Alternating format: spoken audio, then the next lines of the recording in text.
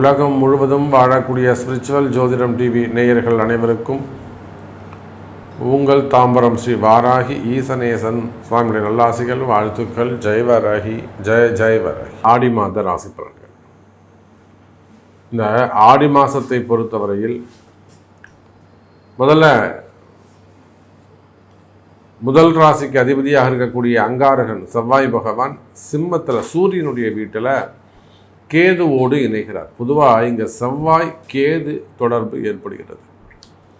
அதே போல் சூரியன் சந்திரனுடைய வீடாக இருக்கக்கூடிய கடகத்தில் இந்த மாதம் முழுவதும், ஆடி மாதம் முழுவதும் சூரியன் சந்திரனுடைய வீட்டில் கடகத்தில் சஞ்சாரம் செய்கிறார். எல்லாத்துக்கும் மேலே ரொம்ப ரொம்ப முக்கியமான ஒரு சப்ஜெக்ட் விஷயம் என்னன்னு கேட்டிங்கனாக்கா, சனி பகவான் வக்ரம். இந்த ஆடி மாதம் முழுவதும் சனி பகவான் வக்ரகதியில் இருக்கிறார். அதே போல் ரிஷபத்தில் சுக்கிரன். அப்போ காலபுருஷனுக்கு 5வது வீட்டில் இருக்கக்கூடிய அந்த செவ்வாய் கேது தொடர்பு. இந்த செவ்வாய் கேது தொடர்பு இருக்கும் வரையில் மிகப்பெரிய அரசியல் கலகங்கள் ஏற்படும். அரசியல் கலகங்கள், அரசு கலகங்கள், அதிகாரிகளுக்குள்ள இருக்கக்கூடிய கலகங்கள். இப்போ நாம் நிறைய கண்கூடாக பார்த்துக்கிட்டு இருக்கோம். அரசு அதிகாரிகள்லாம் எந்த அளவுக்கு சிக்கலில் மாட்டுறாங்க. கூட நியர்பையாக அந்த விஜயகுமார் அப்படிங்கிற ஒரு பையனுடைய மர்டர் கேஸில் பெரிய பெரிய அதிகாரிகள்லாம் சிக்கலில் போய் மாட்டுறாங்க. ஒரு அம்மா கம்ப்ளைண்ட் கொடுத்து அது மூலமாக எத்தனை போலீஸ் அதிகாரிங்க சிக்கலில் இன்னும் அவங்களுக்கான கால நேரங்கள் இன்னும் ஆரம்பிக்கலை. அப்படி அந்த அம்மாவை கைது செய்வார்கள் ஆனால் எல்லா அதிகாரியும் மாட்டுவாங்க. அப்போ அதை போல் இதெல்லாம் தான் நம்ம சொன்னோம். இந்த சூரியன் சேர்க்கை, சனி சூரியன் செவ்வாய் சனி சேர்க்கை இருக்கும்போது இந்த அரசியல் கலகங்கள்லாம் ஏற்படும் அப்படின்னு நம்ம சொல்லியிருந்தோம். அப்போ கிரகங்கள் அது தங்களுடைய வேலையை, பணியை சிறப்பாக செய்கிறது. ஒரு கிரகம் அந்த இடத்துல நின்றுதுன்னா அது அந்த வேலையை செய்யும் அப்படிங்கிறதுக்கு நாம் இதுக்கு முன்பு சொன்ன பதிவுகள் ஒரு உதாரணம். இந்த மாதிரிலாம் கலகங்கள் ஏற்பட போகுது. அரசாங்கத்துக்கு ஒரு அவப்பேர் ஏற்படும். அரசியல் அதிகாரிகளுக்கெல்லாம் மிகப்பெரிய ஒரு சிக்கல்கள் வந்து சேரும். இதெல்லாம் நம்ம போன மாத பதிவுகளில் உங்களுக்கு சொல்லியிருக்கோம். அப்போ அதை போல் இப்போ 5ஆம் இடத்துல காலபுருஷனுக்கு 5வது வீடாகிய சிம்மத்தில் செவ்வாய் கேது இருப்பது, அவர் அங்கே இருக்கிற வரையிலும் அந்த கேது செவ்வாயானவர் கன்னிக்கு வரணும். அதுவரையிலும் அரசு அதிகாரிகள், குறிப்பாக காவல்துறை அதிகாரிகள் ரொம்ப எச்சரிக்கையாக கவனமாக இருக்க வேண்டும். அப்படி இல்லை சாமி, நீங்கள் சொல்கிற மாதிரி எனக்கு கஷ்டம், அது ட்ரபுளாக மாட்டிக்கிட்டேன், சரி இந்த மாதிரி ஒரு ப்ராப்ளம் இருக்குது, நான் அதை கிளியர் பண்ணணும் அப்படின்னா நிச்சயமாக அது உங்களுக்கு உங்கள் பிறப்பு ஜாதகம் தான் பேசும். அப்போ ஜாதகத்தை வச்சு நீங்கள் வழிபாடு செஞ்சால் தான் நீங்கள் வந்து ரெக்கவரி ஆகவே முடியும். டிபார்ட்மெண்ட் வைஸ் நீங்கள் எவ்வளோ பெரிய அதிகாரியாக இருந்தாலும் சரிதான். ஏன்னா நான் தான் சொல்லிட்டேன், ஐஏஎஸ் ஐபிஎஸ் அதிகாரிலேருந்து செக்ரட்டரியிலேருந்து எல்லாருமே இப்போ சிக்கலில் மாட்டுறாங்க. அப்போ இந்த செவ்வாய் கேது என்பது ஒரு அரசாங்கத்தையே ஆட்டி படைக்கக்கூடியது. நீங்கள் அதிகாரி ஏமாத்திரம் அப்போ.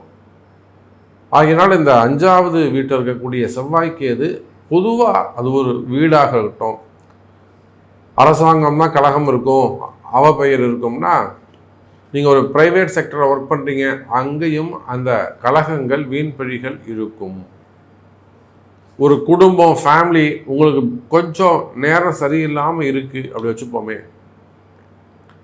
ஒரு ஃபேமிலி நல்ல குடும்பம், ஒரு கூட்டு குடும்பமாகவோ தனி குடும்பமாகவோ இருக்கீங்க. கணவனுக்கோ அல்லது மனைவிக்கோ யாரோ ஒருத்தருக்கு ஜாதகம் கொஞ்சம் சுமாராக இருக்குது, கெட்ட நேரம் நடக்குது அப்படி வச்சுப்போமே. இந்த செவ்வாய்க்கு அங்கே வேலை செய்யும். அப்போ குடும்பத்தில் அந்த கலகத்தை உண்டு பண்ணிடும், ஒரு பிரிவை ஏற்படுத்திடும், மிகப்பெரிய மன வருத்தத்தை. அப்படி இல்லைன்னா ஒரு கலகம்னா இல்லாததை இருக்கிற மாதிரி நம்புறது, இல்லை நம்புற மாதிரி நடிக்கிறது.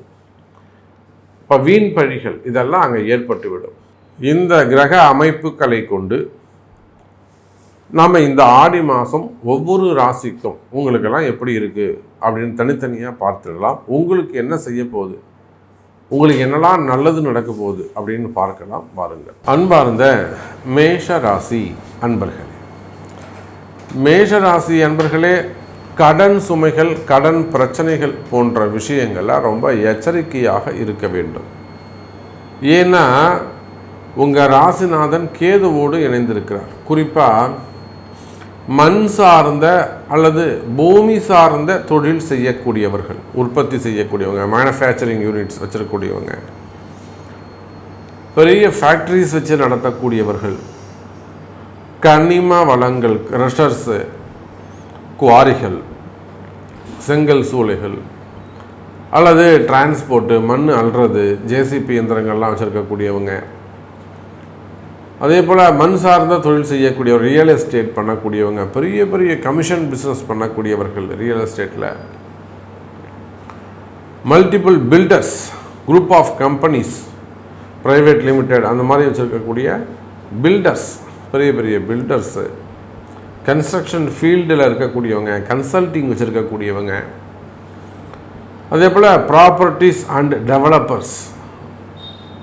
அப்போ இந்த பூமி சார்ந்த கனிம வளங்களாக இருக்கட்டும், அதே போல் road contract, building contract, contract business, tender business எடுத்து செய்யக்கூடிய அன்பர்கள், அதே போல் ஷோரூம்ஸ் வச்சு நடத்தக்கூடியவர்கள், டிரான்ஸ்போர்ட் பிஸ்னஸ் பண்ணக்கூடியவங்க, டெக்ஸ்டைல்ஸு, மெயினாக செவ்வாய் நெருப்பு இல்லையா, இபி செக்டரில் ஒர்க் பண்ணக்கூடியவர்கள், நெருப்பு சார்ந்த இபி செக்டரில் வேலை செய்ய அனல் மின் நிலையங்கள், அப்புறம் பார்த்திங்கனாக்கா நீர்மின் நிலையங்கள், அது சார்ந்த அதிகாரிகள். இப்போ செவ்வாய்னா நம்ம எல்லாத்தையும் கணக்கீடு செய்யணும். யாரெல்லாம் எப்படிலாம் கனெக்ட் ஆகிறாங்க பாருங்கள். இதுதான் ஜாதகம், இதுதான் ஜோதிடம்.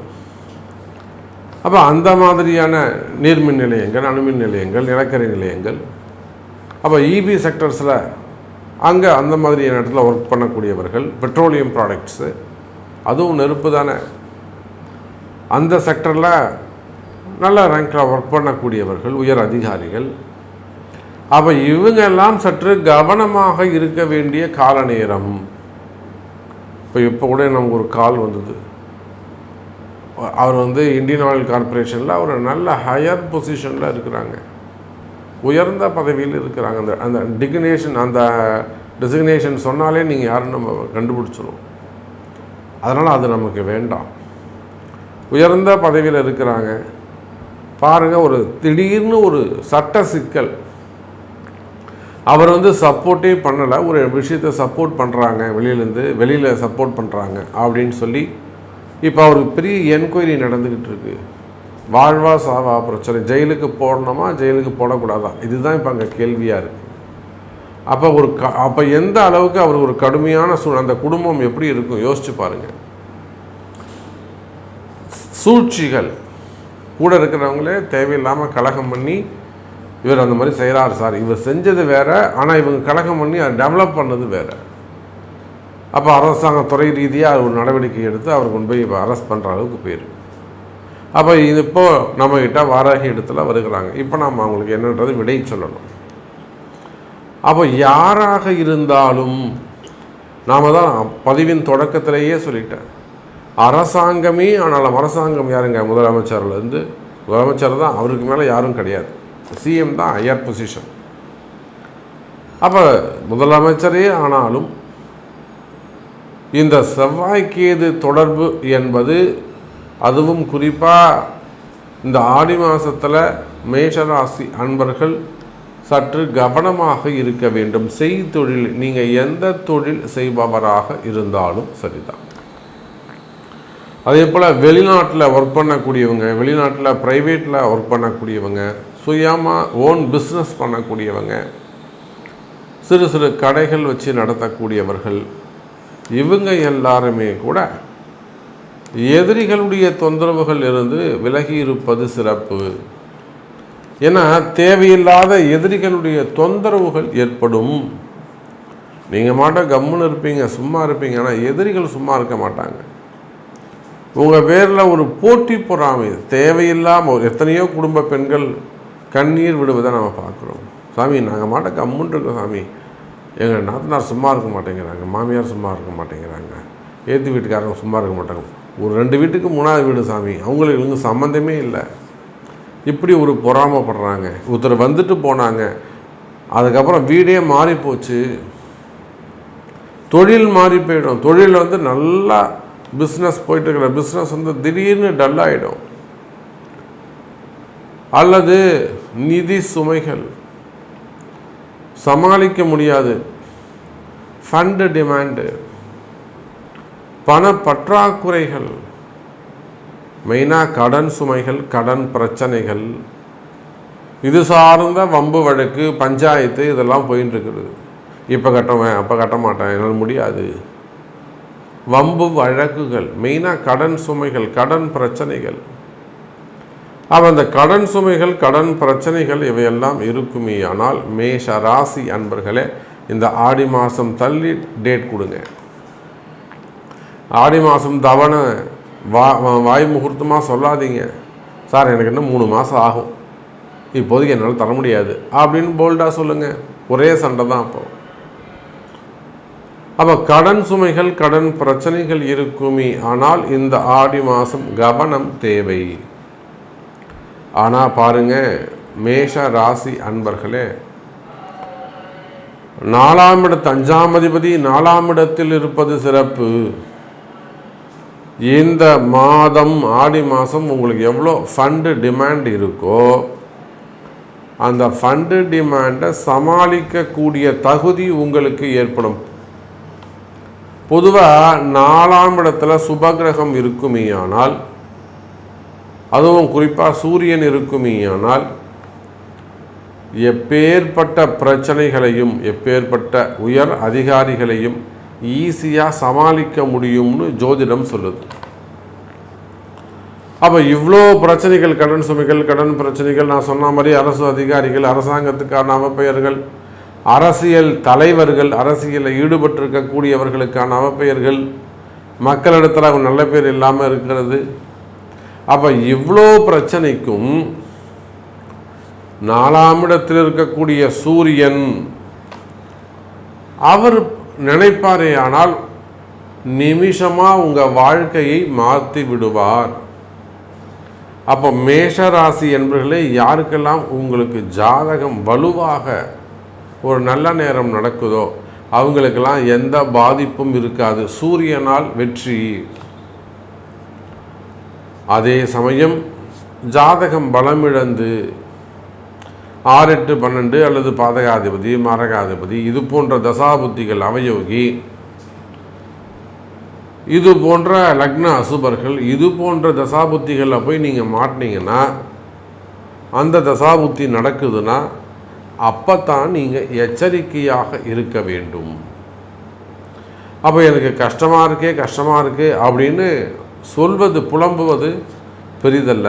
அந்த கஷ்டத்தை விட்டு வெளிவருவது தான் சிறப்பு. ஆகவே இந்த ஆடி மாதம் உங்களுக்கு நல்ல ஜாதக வலு இருந்து, சூரியனுடைய தன்மை சுபத்துவம் உங்களுக்கு பரிபூரணமாக கிடைத்து, உலகம் முழுவதும் வாழக்கூடிய மேஷ ராசி அன்பர்களே, உங்கள் அனைவருக்கும் நல்லது நடக்கட்டும், தீமை விலகட்டும், ஆதித்யாதி நவகிரகங்கள் நன்மை புரியட்டும் என்பதை சொல்லிக்கொண்டு, உங்களுக்கு ஏதேனும் கேள்விகள் இருக்குமே ஆனால் அதற்கு உங்களது ஜாதகம்தான், பிறப்பு ஜாதகம்தான் பேசும் என்பதையும் சொல்லிக்கொண்டு மீண்டும் வேறொரு அற்புதமான பதிவில் சந்திக்கிறேன். நன்றி, நமச்சிவாயம். ஜெய் வராகி, ஜெய ஜெய் வராகி.